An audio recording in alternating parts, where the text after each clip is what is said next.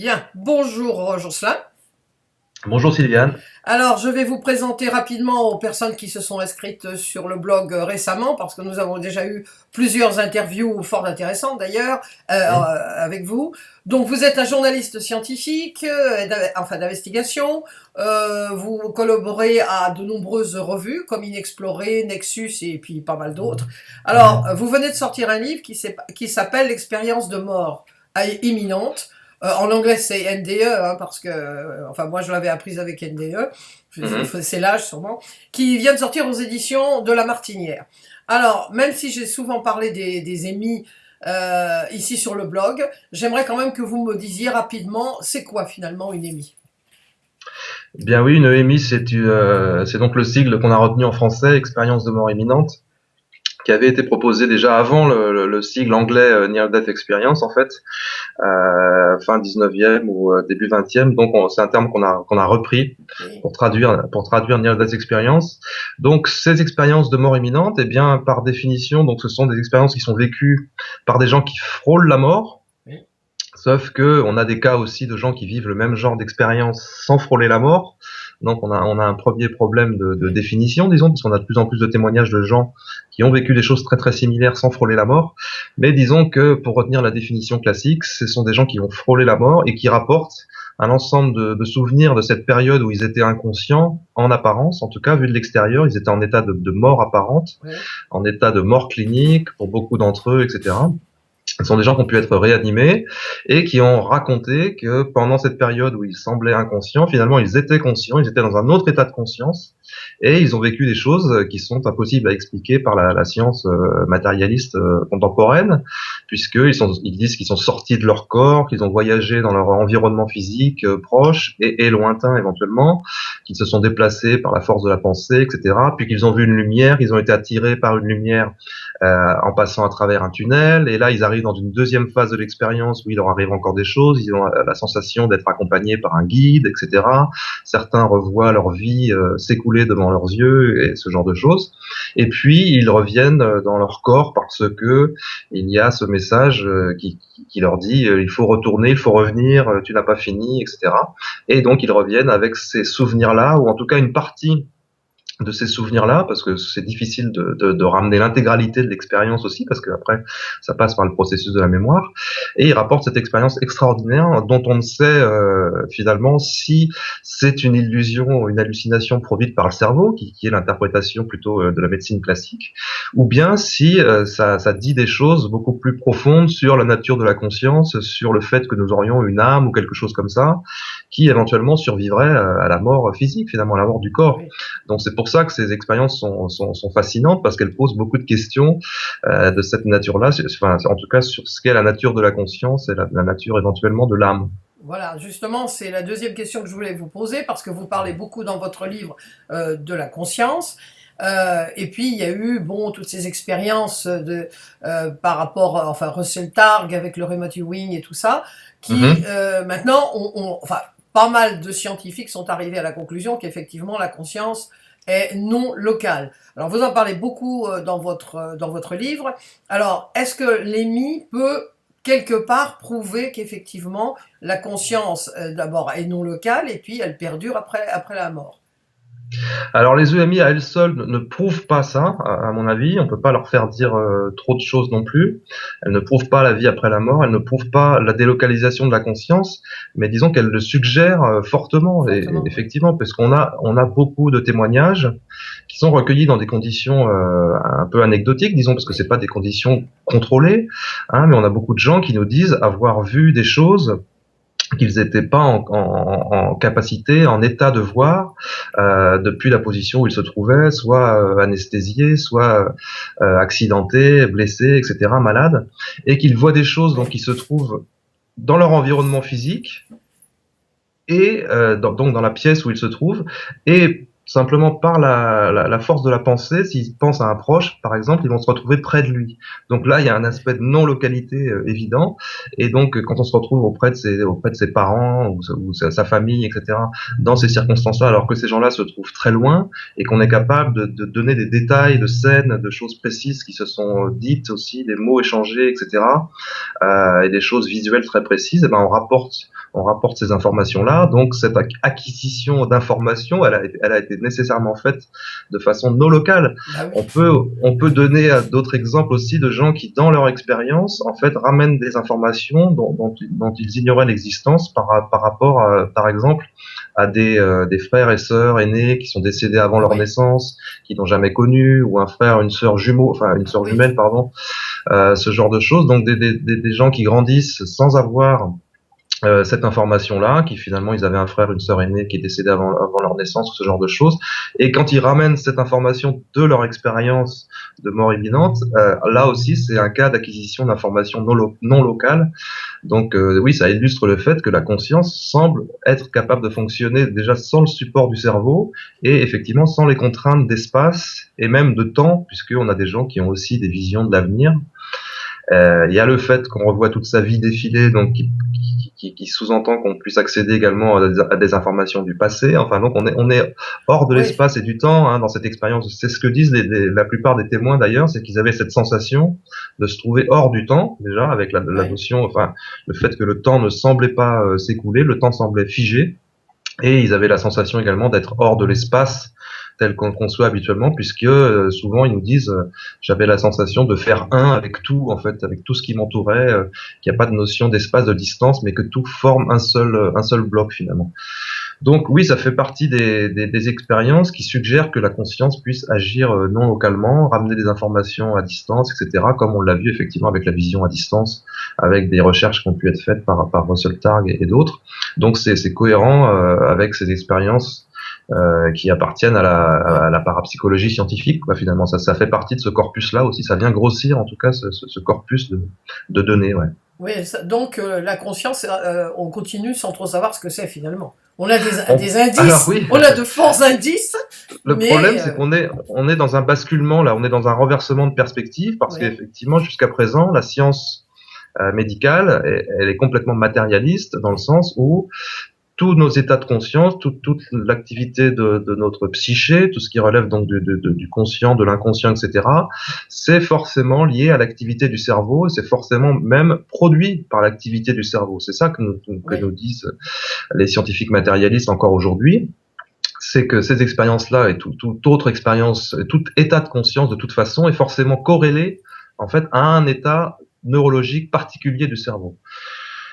Et donc cette vision-là consiste à dire que la conscience est le produit pur et simple de l'activité du Des cerveau. neurones, oui, c'est ça, oui. Et voilà, et c'est ça qui est remis en question effectivement par ces expériences, parce que on a des cas de témoignages de gens dont le cerveau n'était pas fonctionnel, Oui, en tout cas pas capable de produire une expérience de conscience riche, avec la notion de mémoire associée, la sensation de soi, le sens de l'identité, etc., la capacité de percevoir des choses. Tout ça, ce sont des fonctions qui, en principe, sont permises par le cerveau supérieur, le oui, cortex, la oui, couche externe du cerveau.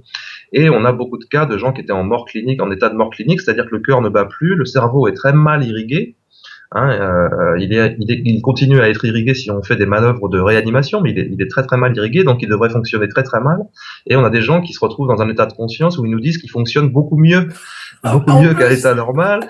Ils ont une sensation de réalité qui est plus forte qu'à l'état normal. Ils ont des capacités de perception qui sont extraordinaires puisqu'ils voient dans toutes les directions à la fois.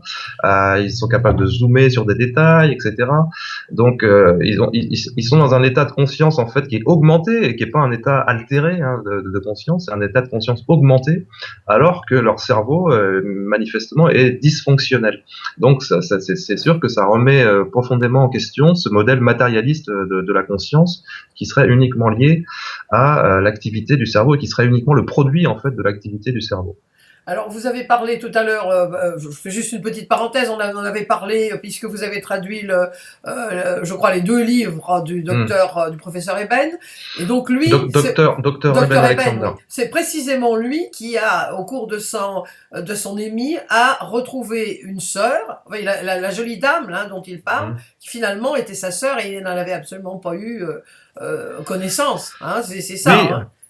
c'est un témoignage qui est impressionnant, qui est pas probant à lui seul, bien sûr, parce que Oui, bien là, sûr. dans ce cas-là, effectivement, Eben Alexander, il savait qu'il avait une famille biologique, mais il n'avait pas pu la retrouver puisque c'était compliqué. Les Oui, lois de l'État de Virginie, etc., l'empêchaient de retrouver sa famille biologique. oui. Et donc, quand il a vécu son expérience, il n'avait pas renoué le contact avec sa famille biologique. Et effectivement, il ignorait qu'il avait une sœur biologique qui était décédée avant son expérience.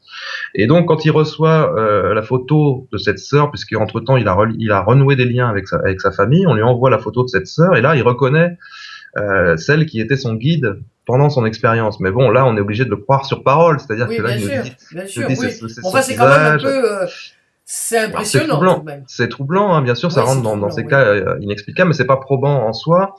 C'est beaucoup plus probant quand on a quelqu'un. Et d'ailleurs, il le raconte lui-même dans son livre. Hein, ça lui est venu aussi cette sensation-là, enfin cette confirmation-là, lui est venue en lisant un livre d'Elisabeth Kubler-Ross, Oui, dans lequel il y avait un cas qui était comme ça, qui était évoqué. C'était une petite fille ou un petit garçon qui avait frôlé la mort et qui disait j'ai vu mon frère ou ma sœur qui m'a dit tout va bien, tu vas retourner, etc. Or, je n'ai pas de frère, je n'ai pas de sœur. Et c'est là que les parents lui disent mais si, tu as un frère qui est décédé avant ta naissance. Donc là, dans ces cas-là, on peut dire que c'est davantage probant que le cas d'Eben Alexander qui a voilà. reconnu sa sœur a posteriori, disons. Alors, ça amène, vous amenez les questions naturellement. Ça. Précisément, j'aurais aimé parler avec vous, vous en parlez quand même dans votre livre, des émis des enfants. Mhm. Donc là, vous venez de parler d'une Ouais. émis d'un enfant. Comment ça se passe alors avec les enfants? Alors pour les enfants, on suppose que ça se passe globalement pareil, c'est-à-dire que le contenu de l'expérience dans ces grandes lignes, hein, c'est-à-dire la sortie du corps, la perception de la lumière, la perception, la sensation d'une Oui. présence de quelqu'un qui est là pour accompagner, pour guider, ça c'est des choses qu'on retrouve chez les enfants.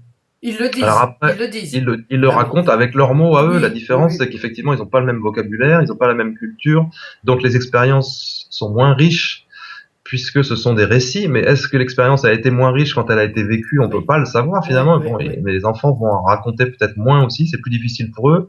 Ils n'ont pas de repères, ils n'ont pas de culture éventuellement religieuse, spirituelle, etc. Donc c'est des choses qui sont aussi plus directes, plus simples. C'est pour ça que c'est intéressant aussi d'ailleurs à confronter. La différence principale chez un enfant qui frôle la mort, hein, c'est qu'il va pas voir sa vie défiler Oui, devant ses yeux, donc ce qu'on appelle l'épisode de la revue de vie, qui chez les adultes est très fort parce que ils ont la sensation de revoir toute leur vie et de sentir, de ressentir toutes les sensations et les sentiments associés à chaque scène et vécus par chaque protagoniste de chaque scène. Donc ça fait une quantité d'informations colossales à laquelle ils ont l'impression d'accéder. Là, je parle des adultes oui, toujours, oui. hein, en quelques instants. C'est-à-dire Mais qu'ils eux, ça leur paraît long. Eux, ça voilà, leur paraît long. ça leur paraît long, mais ils sentent qu'il n'y a pas d'écoulement du temps. Ils ont l'impression quand même que ça se passe en un seul Ouais, instant, ouais, finalement, de revoir toute leur vie. Donc ça, les enfants n'ont pas ça. ouais. Et on peut le comprendre, puisque si on imagine, si on fait l'hypothèse que l'expérience de mort imminente est une expérience qui permet à la personne de comprendre certaines choses sur elle-même et sur Ouais. son chemin de vie, etc., c'est vrai que la revue de vie va permettre d'éclairer ça a posteriori, les gens comprennent que dans leurs actes du quotidien, ils manquent d'amour, ils manquent de disponibilité aux autres, etc. Donc ils vont pouvoir corriger ça. Chez un enfant, c'est plus Ouais. difficile d'avoir cette prise de conscience. On comprend que sa vie est trop courte, donc ils ne revoient pas leur vie défiler devant leurs yeux, ce qui est complètement cohérent quand même, hein. Donc ça, c'est la différence principale des Ouais. expériences des enfants.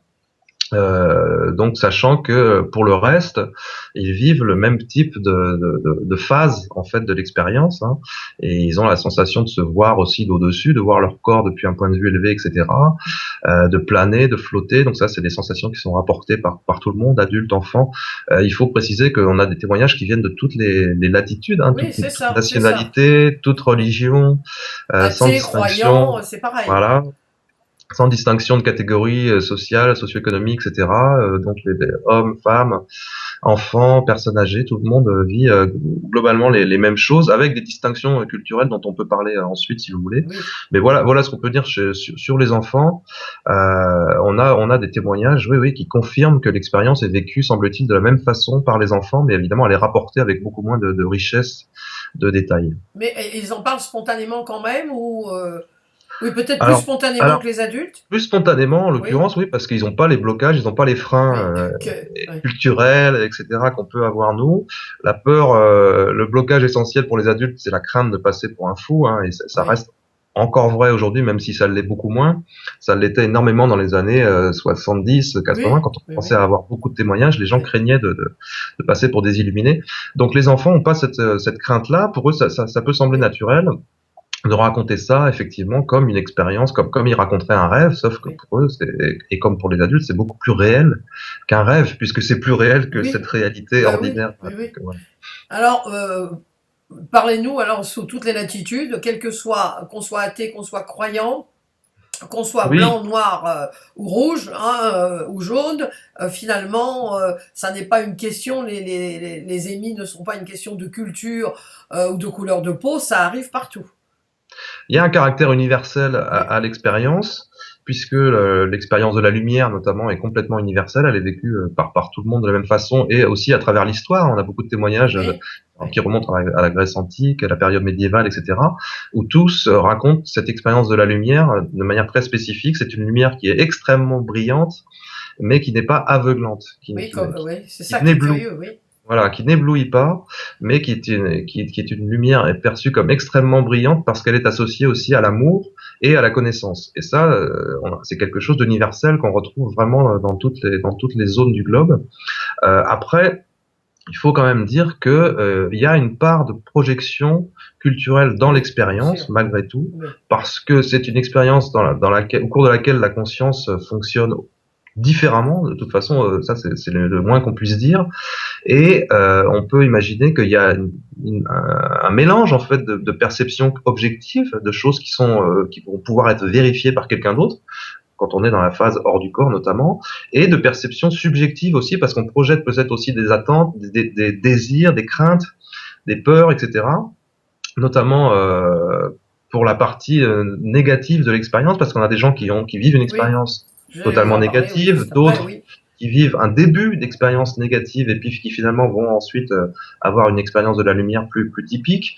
Mais on peut imaginer qu'on explore ces zones d'ombre aussi, voilà la part profonde de sa psyché, sa part d'ombre comme disait Jung, oui, Carl Jung bien sûr.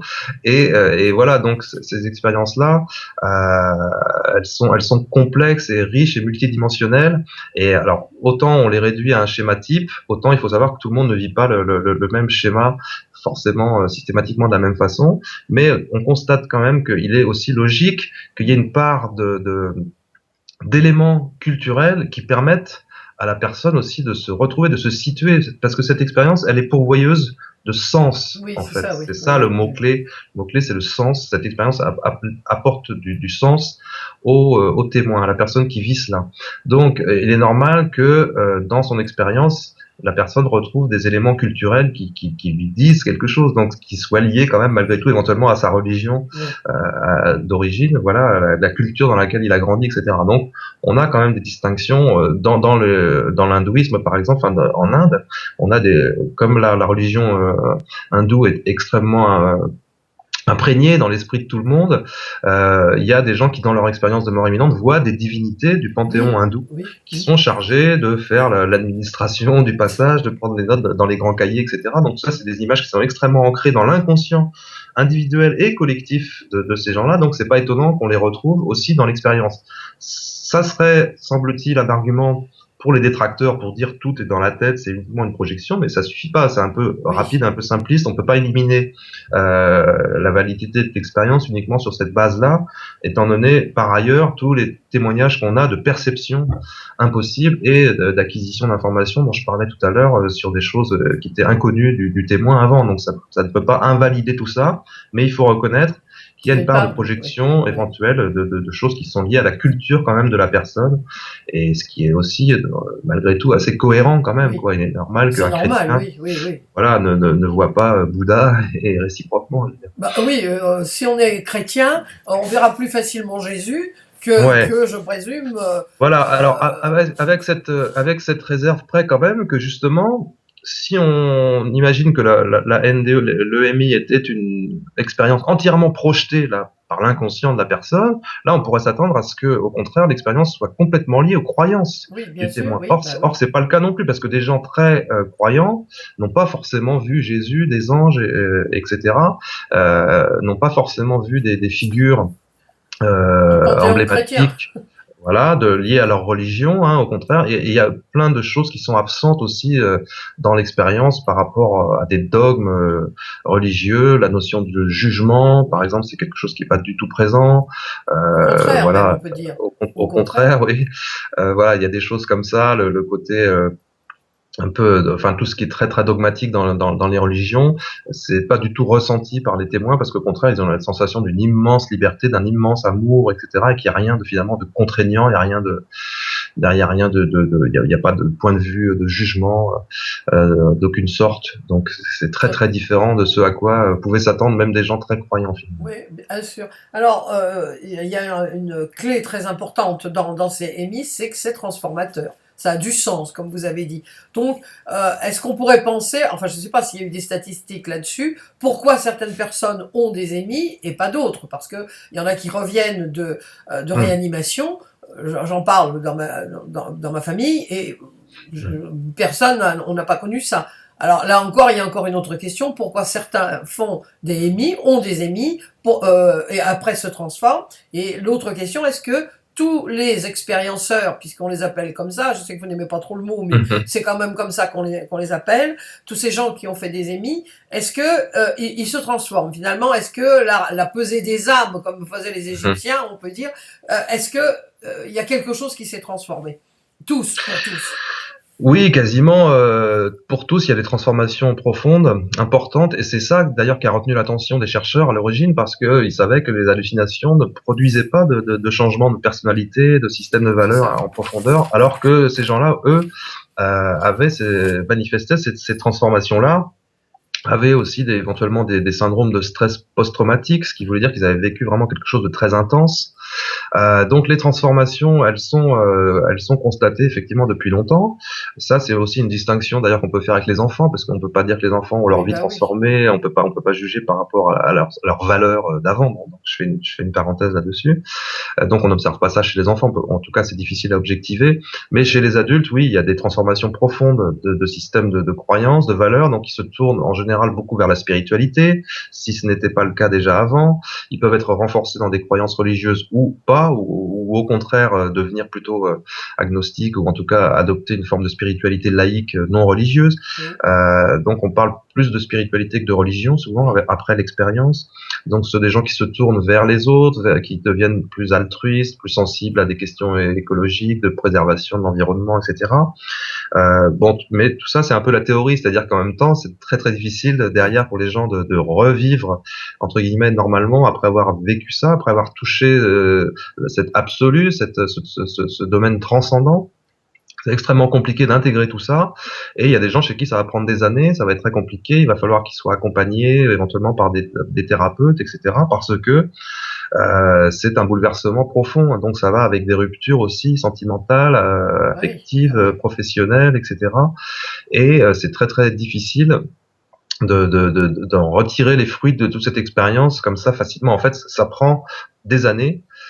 Et souvent, les gens, oui, ils disent qu'il y a un processus d'intégration. On parle de 7 ans parce que c'est un chiffre un peu symbolique, Oui, mais en tout cas, ça peut prendre une dizaine d'années, ouais, bien sûr, pour intégrer complètement une expérience comme ça qui est tellement riche et tellement multidimensionnelle. Parmi les transformations aussi, on peut citer donc quand même une plus grande empathie, une plus oui, c'est grande ça, oui. attention, un plus grand intérêt pour les autres, Oui, un détachement des valeurs strictement matérielles comme la richesse, la possession, le pouvoir, le succès, la réussite, ce genre de choses, c'est des choses qui passent au second plan, qui deviennent secondaires. oui. Euh, et donc ça fait partie des éléments de base. Après, on a des transformations plus spectaculaires où des gens acquièrent des capacités, finalement, sont capables, deviennent guérisseurs, par exemple, Ouais. magnétiseurs. Certains ont des capacités de clairvoyance, ils deviennent voyants, médiums, etc. On a des gens qui manifestent des perturbations électromagnétiques de toutes sortes, qui mettent en panne tous les appareils Ouais. autour d'eux parce que leur corps a subi aussi une transformation de nature électromagnétique. Donc ce sont des effets qui peuvent s'estomper avec le temps, qui peuvent être très très présents juste après l'expérience puis disparaître, ou bien qui au contraire s'installent dans le temps, perdurent. Et donc certaines personnes changent de vie et deviennent par exemple effectivement magnétiseurs, guérisseurs ou voyants, médiums, ce genre de choses. Tourner vers les autres, quoi. Alors voilà, la Voilà. notion essentielle, c'est de se tourner vers les autres, d'être dans l'amour et dans le service, hein, dans le Oui, dans le service aux. service, oui, c'est ça. Oui. Donc, enfin, là, Alors, on a j'aurais des gens, voulu. Pardon? pardon Sylviane, oui, je voulais dire qu'on a des cas spectaculaires de gens qui changent complètement de profession. Je cite un monsieur qui est Ouais. devenu psychanalyste, Jacques Baranowski, qui était footballeur professionnel, quoi, qui était footballeur, entraîneur, joueur, et qui, à la suite de son expérience, est devenu infirmier, s'est engagé dans la marine, il a fait des études pour être infirmier, et il est devenu psychanalyste aussi en parallèle, parce qu'il a fait donc une analyse. Et voilà le passage donc de quelqu'un qui faisait une carrière de footballeur professionnel, Oui, c'est qui incroyable. aujourd'hui est psychanalyste. On voit les Ah transformations oui. importantes. Je cite le cas dans mon livre aussi Oui. d'une personne qui était un Suisse, donc qui était animateur de radio, prof de théâtre, comédien, etc., qui faisait plein de choses et qui est devenu prêtre après son Oui, oui, expérience, oui. Alors là, qui là oui, s'est c'est engagé, une super voilà, transformation, là, hein. qui Enfin, a trouvé la tous ceux vocation. qu'on lit, c'est vraiment. Ah Ouais, oui, ouais, alors il était croyant, pour dire les choses, il était croyant avant, hein, mais c'était une religion plutôt, dogmatique.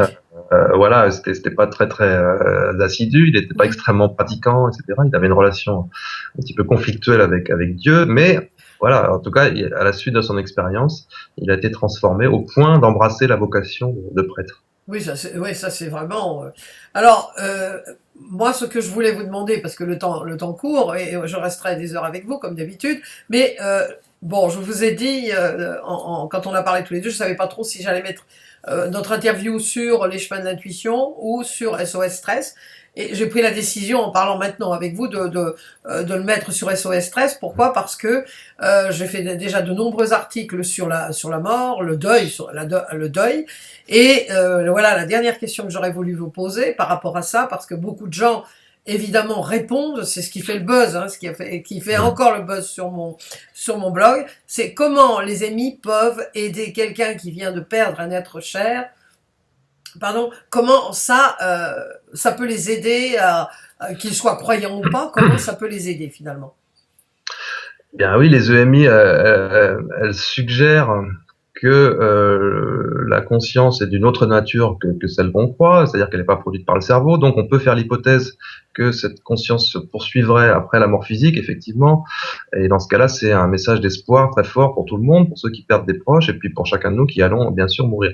Donc ce que j'ai dit au départ et que je répète, c'est que les EMI à elles seules ne prouvent pas Oui. la survie de la conscience. Hein. Je pense pas qu'on puisse dire ça, même si on a beaucoup de cas qui sont extrêmement troublants. Mais il faut prendre en compte d'autres phénomènes qui se déroulent autour de la mort, notamment ce qu'on appelle la lucidité terminale. Ce sont des gens malades d'Alzheimer, par exemple, qui retrouvent la lucidité, la mémoire quelques jours avant de Oui. décéder finalement.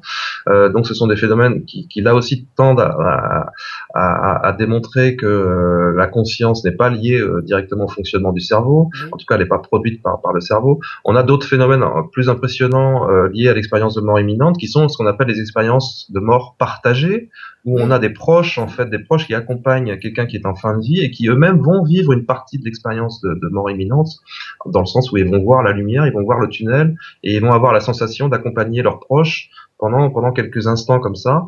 Et ça peut être vécu de manière collective, hein. Plusieurs personnes qui accompagnent un proche peuvent vivre cette sensation-là. Donc, c'est ce qu'on appelle une expérience de mort partagée, qui peut être même vécue à distance, alors que les gens sont pas présents au chevet de leurs proches. Donc, c'est tout à fait extraordinaire, parce que là, on peut pas dire que les proches avaient pris des barbituriques, Oui. des médicaments ou quoi que ce soit qui ont modifié leur état de conscience. On peut pas dire que leur cerveau manque d'oxygène. Donc la seule explication matérialiste entre guillemets sceptique, ça serait de dire que c'est une hallucination collective. Bon, ce qui est pas très économique, mais voilà, c'est le seul argument. On a d'autres expériences aussi qui sont les visions des mourants, c'est-à-dire que des gens aussi en fin de vie, ça avait été observé par Elisabeth Kubler-Ross il y a très longtemps. Les gens à l'approche du dernier instant finalement vont commencer à avoir des visions de lumière aussi, de proches, de gens qui viennent. Il y a comme une autre dimension en fait qui se surimpose à cette dimension physique matérielle. Donc voilà, il y a un ensemble d'expériences comme ça, et sans même parler de ce qui se passe éventuellement après la mort et les communications avec des défunts qu'on peut rejeter ou pas, hein, mais il y a aussi là aussi il y a des données extrêmement troublantes en termes de communication induite après la mort. On a Alan Botkin, notamment un Américain, qui a mis une technique au point qui est tout à fait extraordinaire.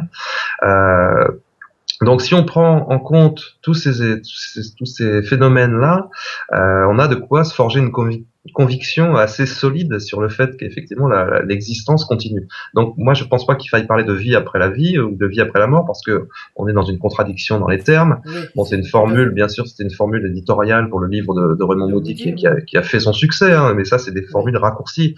On peut parler, à mon avis, d'une poursuite de l'existence, mais pas d'une vie après la mort, parce que la vie, ça s'arrête justement à la mort. Donc, il faut éviter d'ajouter de la confusion. Alors après, est-ce que ça peut soulager les gens qui perdent quelqu'un, etc. Je pense que oui, mais il faut comprendre aussi que les défunts vont ailleurs, ils vont dans un autre état d'existence. Oui. Voilà, ils sont sur un autre plan de réalité, comme on peut dire, avec des termes sans être trop ésotériques, disons, mais ils continuent à exister sur un autre plan de réalité et à interagir avec nous, mais à minima, disons qu'on peut comprendre qu'ils ont quelque chose d'autre à faire aussi. Donc le fait, ça c'est ce que disent tous les gens qui font de l'accompagnement aussi, ou les médiums, des gens comme Patricia Daré, etc., nous disent qu'il faut pas pleurer trop sur nos défunts, parce qu'on les retient aussi quelque part, on les empêche même d'évoluer, et tout ça, mais c'est sûr que c'est quand même un message d'espoir important, et puis pour tous ceux aussi qui ont peur finalement de la mort, quoi, parce que on dit les gens qui s'intéressent à l'expérience de mort imminente, ils ont une espèce de fascination morbide pour la mort. C'est pas du tout ça, c'est tout le contraire en fait, hein.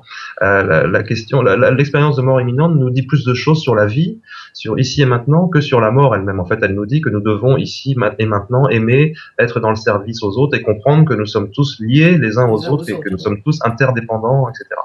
Donc le message, il est pas pour après, il est vraiment pour maintenant. Le message central, il est vraiment pour ici et maintenant. Donc ça transforme nos vies, ça change nos vies, nos façons de vivre.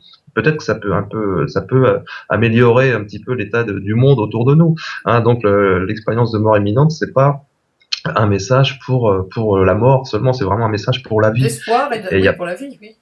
Il n'y a pas de fascination morbide pour la mort elle-même. Il faut comprendre, c'est ce que disaient les philosophes de l'Antiquité, hein, pour bien vivre, il faut s'être confronté à cette peur de mourir, il faut l'affronter. Alors que beaucoup de gens aujourd'hui vivent en l'ignorant, en prétendant l'oublier complètement, et plus dur sera la chute, parce qu'ils vont être rattrapés par ces angoisses-là à un moment donné. Donc, elle est escamotée, la mort, maintenant. Elle est escamotée. Voilà, oui, et puis la médecine aussi a tendance à cacher la mort, parce que pour elle, c'est un échec, c'est l'échec de sa pratique, etc. Donc il faut voir les choses avec un regard plus naturel, quoi. La mort fait complètement partie de l'existence. Ça c'est ça. On y va tous.